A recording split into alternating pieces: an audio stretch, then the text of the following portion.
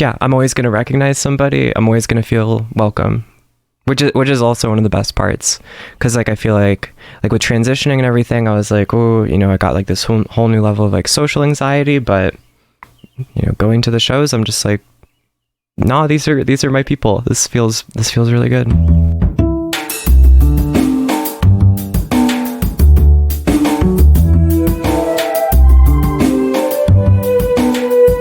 This is Champaign is Also a Band podcast.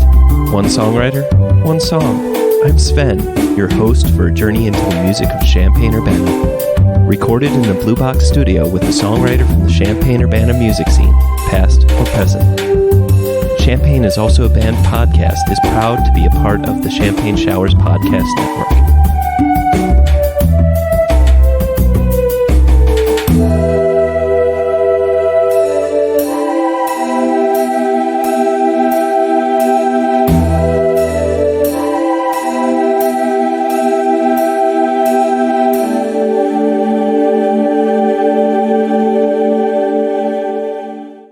Welcome to Champaign is Also a Band podcast. Today, I have Cam from Extremely Mundane, and we're going to be talking about her song, I Can't Take More of It, and it was released as a single. So, Cam, welcome to the show. Thanks for having me. Without further ado, let's listen to the song.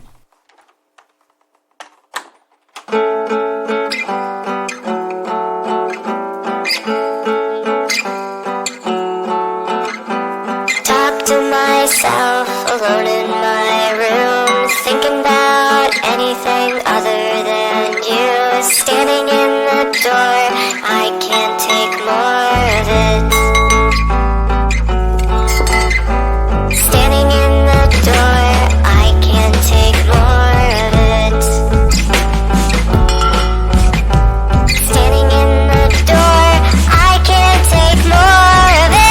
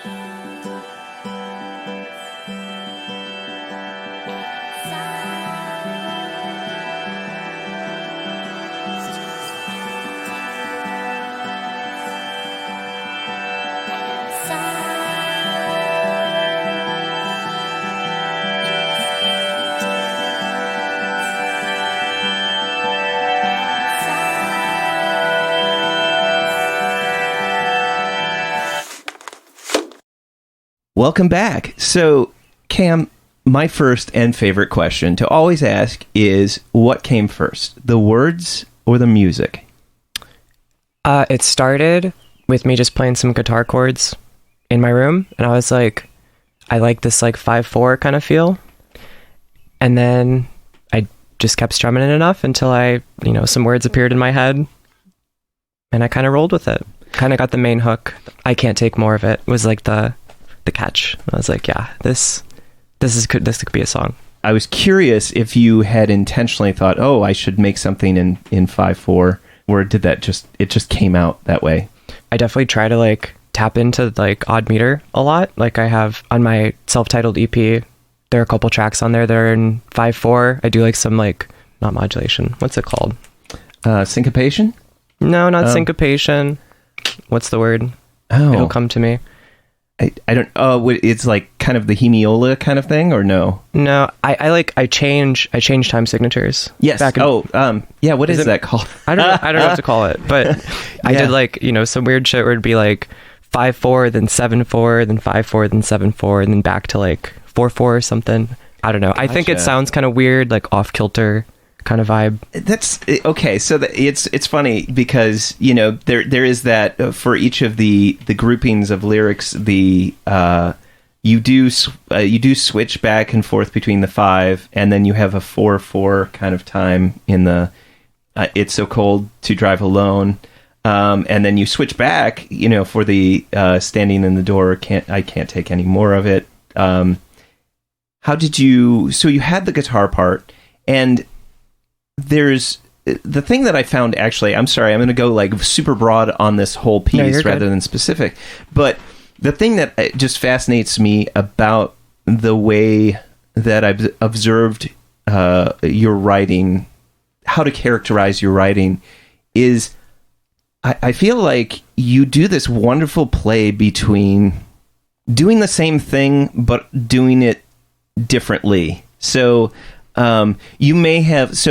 I feel like there's always one element from the first part that is in all the different parts. So either the guitar is doing the same thing, doing similar chords in a different meter, but having the drum accenting different parts of the meter. You change the counterpoint of the bass line when the guitar is doing something. So instead of doing the root of the chord, you're doing the first inversion and second inversion of the chord, and so it changes the nature of the way that something you've already said, I want to say musically already said, feels different. That's kind of the quintessential part of music that I love. It's like you can say the same thing but say it differently, and so I'm just curious, and I'm just wondering, at least when I do something where it's the same message in terms of musical line or whatever, I feel like my general idea is I like to think about how that makes a statement on life. It's like sometimes we can feel trapped in like the same day over and over, but yet it's what we can do to make it a little bit different, to make it change. So I don't know, that was my long thing, and I don't know if there's even a question in there, but that was just something that I observed from the way that you write and construct your pieces. So I don't know, that you're nodding, so I'm assuming that that's something very intentional. For sure, spot on. Yeah, I don't know, because it's like an A-B kind of pattern. For the A section with the like 5/4, I wanted like something like driving. I wanted something like letting you know like you're going, you're anxious, like you're stressed out, like you want to get out of this space, or like you're out of your groove or something. And then, you go back to the 4/4 and you're like, I don't know, it's kind of like a standard like groove that like, most people would bob their head to and like feel familiar with. There's like a lot of like Foleys in the A sections that like kind of like make you feel kind of trapped, I don't know, try to stress you out. But then I really try to like open things up for the B parts. And when you say B parts, that's the "It's So Cold to Drive Alone." Yep. So you got to drive here with lots of empty roads and silos. So I did, yeah. Yep. I'm used to it though. It's I'm from Huntley, Illinois, so which is like not really a suburb of Chicago, but northwest Illinois. When did you start putting the drum beats? You've got kind of, it seems like you've got a mix of there's some telephone in there. There's some just briefly towards the end of that first A section. Is that phones? You've got like these glasses that it sounds like a glass. Yep. Yeah. I took a wine glass and that's exactly what I did. I tuned it with like water. It was pretty funny. Awesome. Okay. And in post, obviously, but it was weird. It was a goofy experience to tune a glass of water. I guess let's dive into the lyrics and kind of the overall. Was there a particular instance that inspired these lyrics, or is it more of that general like, I gotta get away, or I don't know where to stand in this whole situation? Yeah, there are definitely like a couple like things that I look back on and I'm like, this definitely like influenced the lyric. I was like, when I wrote this, like I was like smoking a lot of weed, you know, not doing much else, and I was like kind of getting fed up with my current habits, and I was like, I should make a change. I can't take more of it, you know. I wanna change up my life, and then the B sections kind of act like this like moment of like turning back, you know, a little bit of like regret or like wondering like how things will change. There are a couple instances in my life that like kind of inspire these kind of lyrics. Like the first one would be like when I left my dad's house. So like I was living with my dad. He was kind of neglectful and made the choice like in like mid high school to just live with my mom full time. So it's like standing in the door, I can't take more of it, pack up my shit, throw the rest away. I won't need it. Making these big changes, and then but it's so cold to drive alone, you know. It's really to leave a person like a parent is a lot. Or, you know, the weed smoking was another example, wanting to make this change. And then the other big one is like obviously like the transition, pack up my shit, throw the rest away, purge that closet. So it's coming from a lot of different places. I don't know, I decided to drop it on the 18th leading up to Father's Day. With that kind of thing. Yeah, so I don't know how comfortable you are talking about transition, or just I'm comfortable talking about it. Yeah.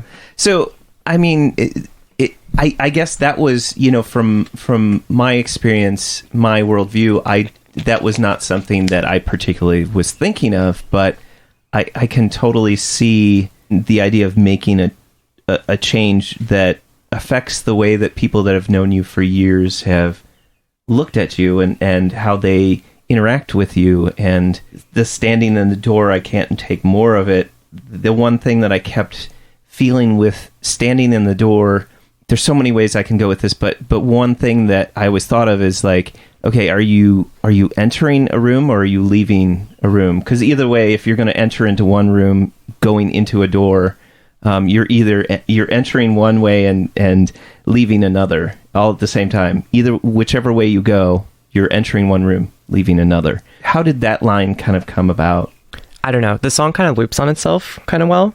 And the idea is like, I wanted to be very like general. Somebody could listen to it and think of a moment, you know, something in their life that they would like to change.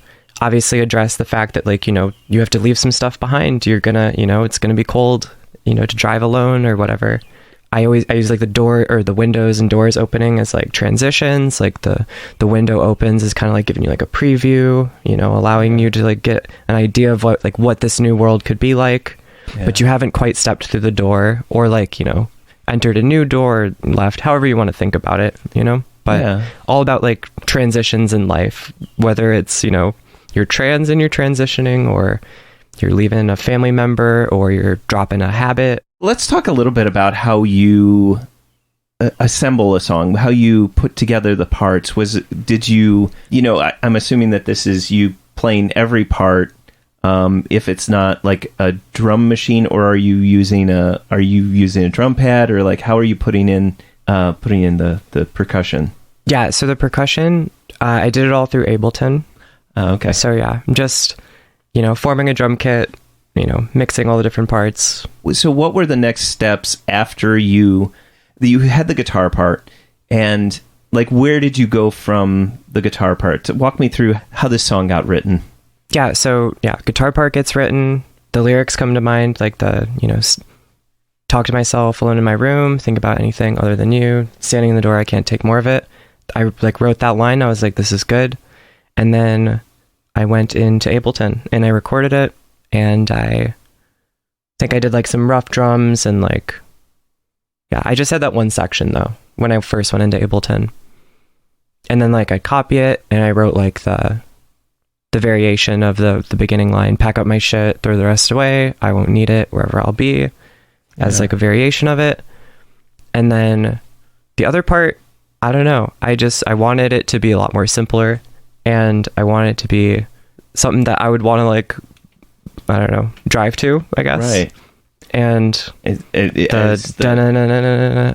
don't know. It's got like a fun tempo. It's got like a, I don't know. The bass line like it varies a lot more than the other one, so it's got more energy that way instead of just like holding root notes or whatever.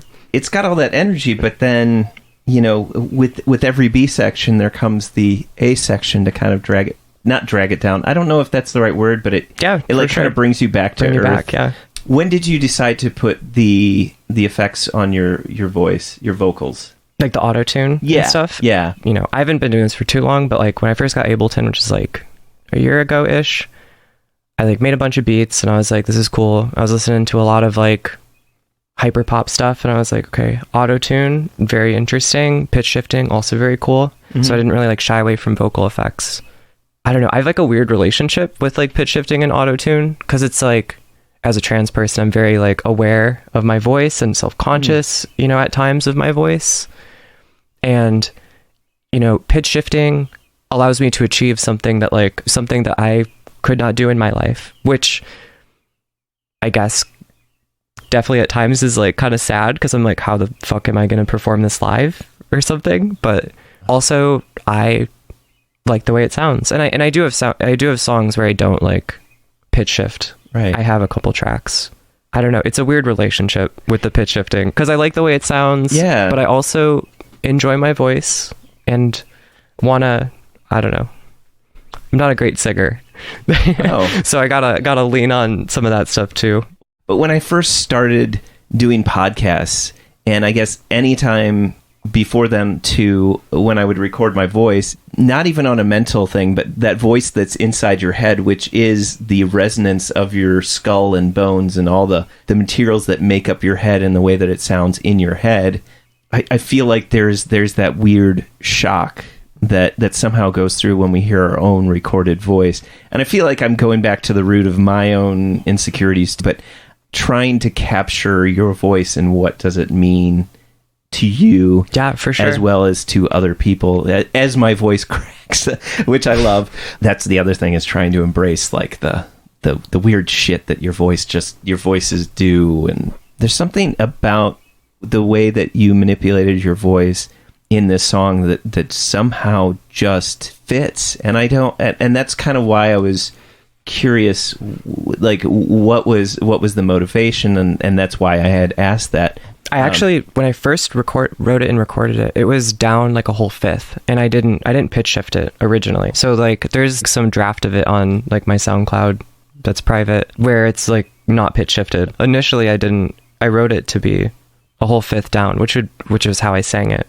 I re-recorded the guitar down a fifth of what I wanted it to be so that I could record it and then pitch shift it back to make it match. This goes back to that initial idea. Music can have the same structure or the same chord pattern and melody, and then have things completely shift around it and do things around it that make it different. But I feel like there's a lot of extra mental hoops that you're going through in order to make this song cohesive and like fit together. So there's this line of like it being composed but also kind of constructed and also like pieced together, and how do you make all the puzzle pieces fit together? You know, I write the A section, put it into Ableton, get the drums kind of going to get more of a vibe built, and then I just like listen to it on repeat over and over and over and over and over again until, you know, I come up with more things. I'll write some stuff down, you know, I'll play, you know, some guitar, establish some chords for the other section.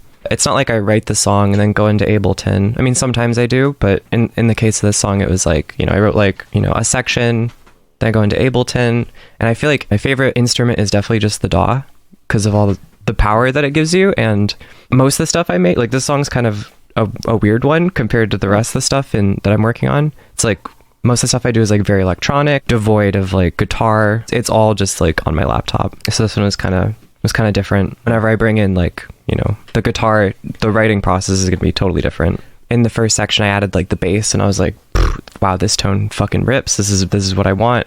Yeah. And then I was like, okay, I get like, because I don't want to like completely change the instrumental from section to section, even though I do sometimes do that, but keeping the bass and the guitar.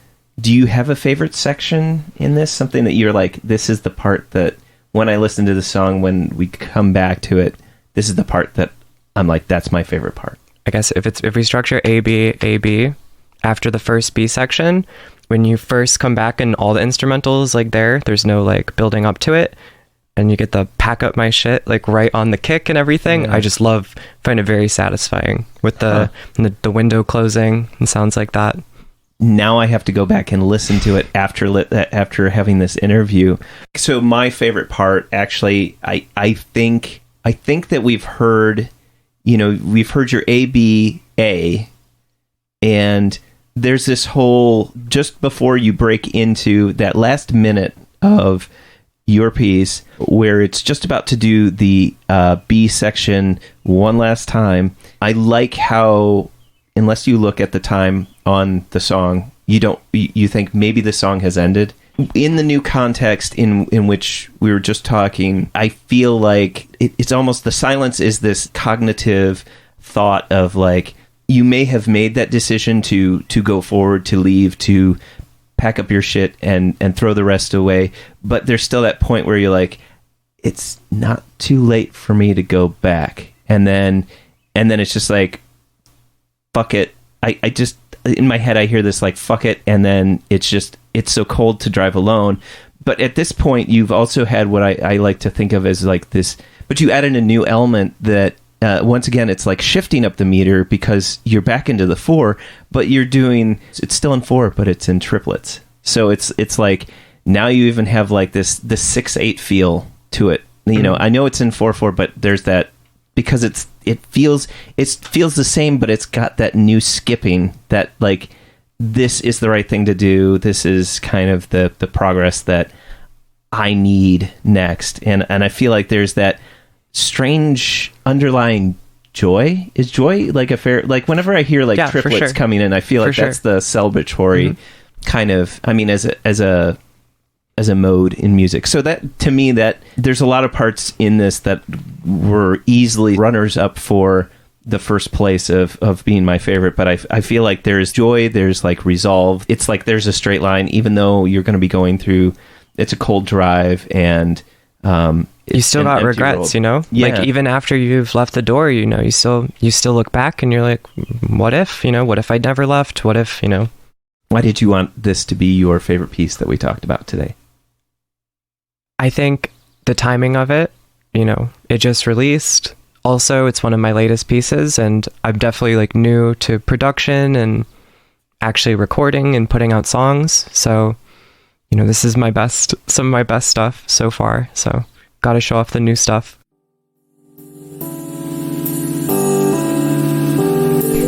Even in the midst of the current coronavirus pandemic, the Jubilee Cafe is continuing to serve packaged, home-cooked meals free to all every Monday evening, 5 to 6:30 p.m. Meals are available for pickup outside the 6th Street door to the Community United Church of Christ in Champaign, Illinois, 805 South 6th Street. Jubilee Cafe's mission remains the same. Feed hungry people by cooking healthy and delicious meals. We are open to anyone who cares to receive a meal. For information on the meal or how to volunteer, go to the Jubilee Cafe CUCC Facebook page or email us at jubilee.cafe@community-ucc.org. Welcome back. So, Cam, do you have a favorite Champaign Urbana venue? I do. I don't know if it still exists in its pre-COVID form, but it was definitely like Waluigi's Mansion. I've been to a couple shows there, but one that really solidified it as my favorite venue is when I think it was the Data Waves, and they were doing a show, and I was with my friends, and we were just going so hard to their funk. They brought the whole fucking house down. It was awesome. That was definitely peak show that I've been to. Also, just the venue was so cute. The decorations, the flags they had, just like all these like small bears just like littered across like the perimeter of the room, and then they just had like random pictures and paintings. I think they had like I don't know, they had like weird records on the wall or something. I'm trying to remember. Now it's kind of a blur. Yeah. No, I'm trying to recall. We spent the last year and a quarter trying to forget all the things just so we weren't so sad that we couldn't do them, so. True. Have you performed live with your work yet? I have performed one live show at the IMC. They had like a transgender fundraiser of the sort, so I performed with Christina Haney from Rat Fight and Melody, who works at Alien Heart Records and does all kinds of shit. Yeah. And Ethan Schlenker, and they play the cello, and they had amazing performances. Like really cool pieces that they played. And stuff with like microtonal like stuff going on, like very, very cool. Awesome. Yeah, they are very talented. Very, very cool. Wow. Here's the question that kind of has been something that I ruminate on, that I think about a lot, because I feel like it's because of the pandemic and because we were isolated. I like to think about what makes a really good music scene, and I guess tacked onto that, like what do you think Champaign Urbana does well, and what do you think it doesn't do so great? So I guess the first question is what do you think really makes a good scene? Strong community, I guess, would be the biggest part, and I definitely feel that with like Champaign. Like it seems like there's a lot of like brick and mortar, like established like venues. Seems like there's like a lot of like DIY stuff going on. Like I see quite a few like pop-up shows. Like, I don't know. There's a lot of different venues hosted by a lot of different people. I feel like whenever I go to the shows, I do see like a lot of the same people. Like even though I don't know them, because I'm kind of antisocial, but I feel this sense of community, because I'm like, oh yeah, these are the music listeners of Champaign, and these are the, artists, and, we all congregate, and whatever, whether it's a small DIY basement or an alley between two houses or a bar. It almost has that whole, like, the home is where the heart is kind of feel to it, right? Like, because people are pretty genuine in this scene, like, and they care about each other. Like, it doesn't matter where the venue ends up. It's like, because those are the people that are there. Yeah, I'm always going to recognize somebody. I'm always going to feel welcome, which is also one of the best parts. Because like I feel like with transitioning and everything, I was like, oh, I got like this whole new level of like social anxiety. But going to the shows, I'm just like, no, these are my people. This feels really good. Right. So I guess what do you think Champaign Urbana could do better? I don't know. I mean, I haven't been a part of too many music scenes, so I don't really know, but we need more electronic stuff, I guess. I don't know. Can't really make a criticism. I feel like I don't have any ethos for that. Okay. No, that's cool. Well, maybe more raves, I want to rail cat and like go crazy in a basement or something. Yeah. I feel like I haven't seen that yet. Well, I guess... Or I haven't found it. I mean, I don't consider myself particularly tall, but I feel like cutting loose in a basement, in most of the basement venues that I've been to, would be probably dangerous. So true. I forget how short. They're not full height. Yeah. Also, I'm 6'1", so... Yeah, so I guess that was my... being older, that was my first thing. I'm like, well, as long as you duck down while you're jumping, I think you'll be okay. But no, I am really looking forward to jumping back into the DIY scene, because I feel like those have gone more underground. Well, not more underground, but have for good reason, because they tend to be smaller spaces and people gathered pretty close. During the pandemic, it really was not something you could safely do, and I admire those DIY venues that were like, you know what, we'll just wait this out. And I really appreciate them doing that, because it every little bit that we did made the pandemic, or is making the pandemic, go away a little bit faster, hopefully. Crossing fingers. And as I said, like, it was a pleasure to be able to be like, I'm vaccinated, you're vaccinated, and have that be cool and have people back in the studio, because I mean, I like the way my studio looks, but I like when people come in and like the way my studio looks too. Oh yeah, I love it. It's a great space.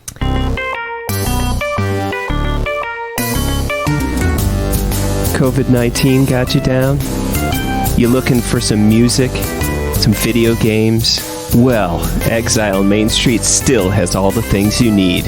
New and used LPs, CDs, and video games. Exile Main Street still has something for any music enthusiast and old-school gaming devotee.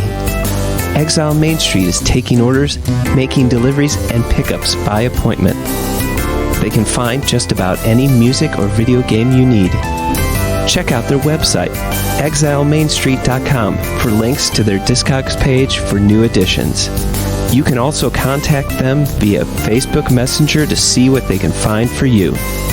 They can also be reached on Instagram, Twitter, email, or phone at 217-398-MAIN. That's 217-398-6246. Welcome back. So, Cam, what is your favorite non-musical thing? Damn, I don't know. That's a tough question. I do quite a few things. I like skateboarding a lot. I like to ride my bike around campus. I'm really into politics. I think my favorite thing though has got to be bouldering. Are you familiar with bouldering? Yes. Why don't you explain it? No, isn't that climbing without gear? Yeah, you just have your shoes and like maybe a chalk bag, but you have like crash pads to like protect your fall. I'm very risk aversive. I don't like the potential of hurting myself, so yeah, it's fairly safe. Yeah. So how did you get into bouldering? So I was stuck here over the summer. I think it was before the summer 2019, and I was bored out of my mind, and I was like, I went to Urbana Boulders. I don't know if you heard of that place. Yeah. I'd been there a couple times with my friend Patrick, who is my roommate, or was my roommate. I picked it up over the summer and I got obsessed. Okay. Got a membership, went there 4 or 5 times a week. By the time my friend Patrick came back, he was like, oh shit, now I've got a climbing partner. So then we really got into it, and we went to UB like, 3 times a week. We kind of had like a little bit of a regiment going on, and then on the weekends we would drive to Southern Illinois. The Holy Boulders is what they're called. It's in Pomona, kind of by Carbondale-ish. Beautiful hills, even better bouldering. Definitely a great place to spend some time and just vibe, because bouldering, like, it's a lot of work when you're climbing, but most of the time you're just chilling, and it's just downtime, and you're eating snacks, hanging out with friends in the nature. Like, I would never have thought, oh yeah, you know what Urbana needs? It's a place to do some bouldering, right? Like, hey, it's welcome. Not to hate on the Arc, but the Arc gym setting, it's very different. I'm not a huge, I don't like the rope. I don't like top roping. The bouldering was very liberating. Gotcha. Plus the setting at Urbana Boulders is supreme. They do a fantastic job. You said skating. How did you get into skating, or have you always been into skating? I've had like cruisers for a bit, and then when COVID happened, I was like, you know what? I'm gonna get like a skateboard. I'm gonna try learning some tricks. So messed around with that for a bit. Took a bad fall, so kind of put it on the back burner, but with it being summer again, I'm getting back into it. Cam, thank you so much for being on the show and telling me about your song I Can't Take More of It, and your writing style, your construction, your composition in Ableton. It's been really fascinating to hear how you structure it, the roots of this song, and you're performing at the IMC, and your favorite non-musical thing of bouldering. I just really appreciate you coming all the way out here and being on the show. Yeah, thanks for having me. Great setup, very cool space, very fun to talk about.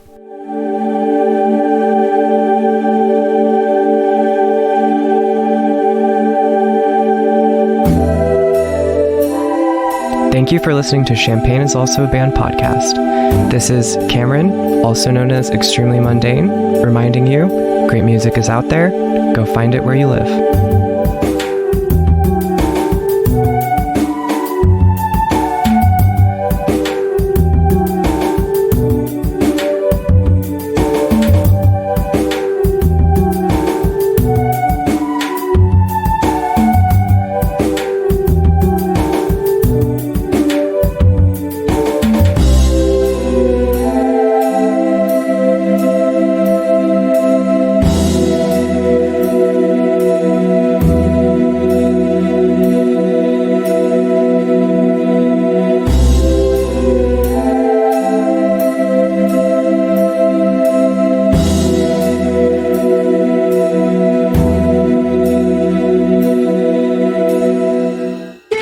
That's a wrap. You almost have an NPR voice. It's so good. Studio South Beaker on the inside. Welcome to Champaign is Also a Band podcast. Today, my headphones are going in and out. Yay. Okay, cool.